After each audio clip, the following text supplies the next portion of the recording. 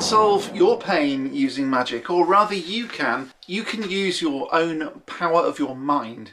Now this is based on science and psychology, and don't run away, this is real. So I want to talk to you about how you can solve your own pain problems using the power of your mind, using magic, if you like. Before we get started, click that like button, subscribe, ding that bell, all of that good stuff. It's coming up right now. Now, I'm not going to get too deep into neurons and all of that sort of stuff, but I am going to talk about one particular type of neuron, and it's about how to cause pain. Now, I know that this video is all about how to resolve pain, but if we understand what happens when we're causing pain, I think that would help. So this type of neuron is called a mirror neuron, and what it does is it links together your own subjective experience with what you see. So you know, in the UK, if you're watching You've Been Framed, or in America you're watching America's Worst Home Videos, or whatever they call it, or TikTok or YouTube shorts where people fall over and break things and hurt themselves and all of that sort of stuff. Personally, I can't watch that stuff because it makes me feel really tight and really horrible. And the reason for that is because of mirror neurons. Now, mirror neurons go on in the brain, they see something, they link it to subjective experience, and they make you feel a version of it. That doesn't mean that you're feeling physical pain as such, but it certainly makes you react as if you are the one who's just whacked your head on concrete, or just put a metal bar between your legs. Guys, you know what I'm talking about. That sort of pain, that sort of experience sort of echoes in your mind so that you feel a version of what you're seeing online.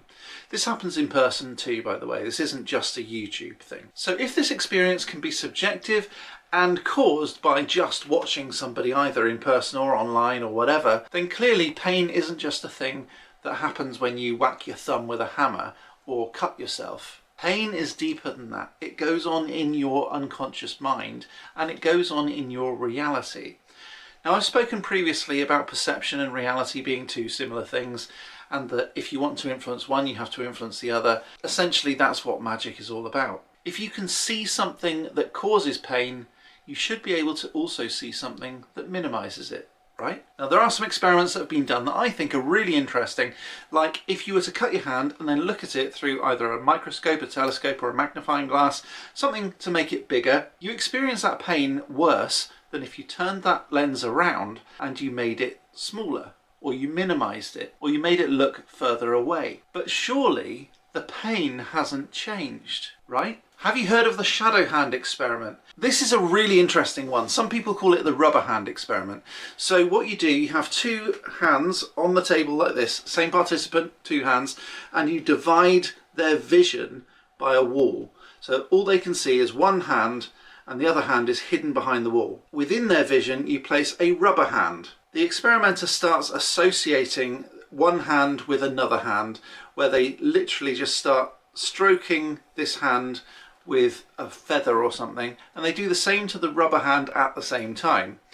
Then, once that association is made, they whack the rubber hand with a mallet. The participants literally flinch, literally feel that that rubber hand is their hand. And some people have even experienced pain in the rubber hand. So you've got the mirror neurons and you've got the rubber hand experiment. Have you heard about phantom pain? This is where people who've had arms and legs amputated still feel pain in those amputated limbs. This is a phantom pain that's imagined by the brain. It's not really there. It can't be there because their limb isn't there. So what does all of this have to do with alleviating your pain, minimizing, reducing your pain, getting rid of it entirely? Well, if you can do all of this creation of pain, surely the opposite must be true too, right? Well, I guess this also comes into placebo effect a little bit.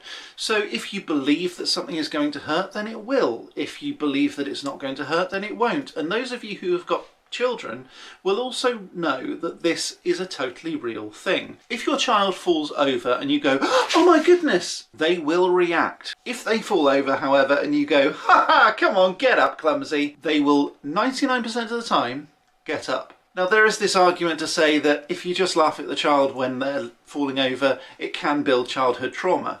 I'm not entirely sure I believe that, because if they still start crying, anyway after you've laughed at them, then by all means run over to them and make sure that they are genuinely okay, because they might have actually hurt themselves. But your first reaction is what they feel. So if they feel like something is dramatic and that they've hurt themselves, then they will probably feel the pain. So at the risk of inducing that childhood trauma, isn't it better to induce a good experience rather than a bad one? I'd like your thoughts on this down in the comments too. So this leads to expectation and control, and making sure that you can expect a good result and you will get whatever you expect. Personally, I would much prefer not to have pain. Personally, I would expect to be lucky, and I know I've mentioned this previously in this video, so if you want to be lucky, if you want to be richer, have a look at that video. I think it'll help you out. Then finally we come on to hypnosis. This is where we change the unconscious mind, change that perception, because although consciously you might well think, oh well, I don't want this sort of thing, so I'm going to stop it from happening, you might not know how to do that. You might think, well, I need to reprogram my unconscious mind, not just my conscious mind. How do I do that? It's not always easy, I fully appreciate that, and so you might then want to look into hypnotherapy.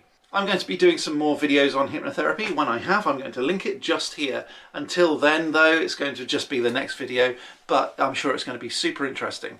If you like this video, please click that like button, subscribe, ding that bell, all of that sort of lovely stuff. And if you want to watch this video before everybody else, have a look down in the description where you can become a member for only £1.99 per month, and you'll get it before everyone else. Awesome. I'm going to be back next time with some more magical awesomeness, but until next time, as always, Play magical.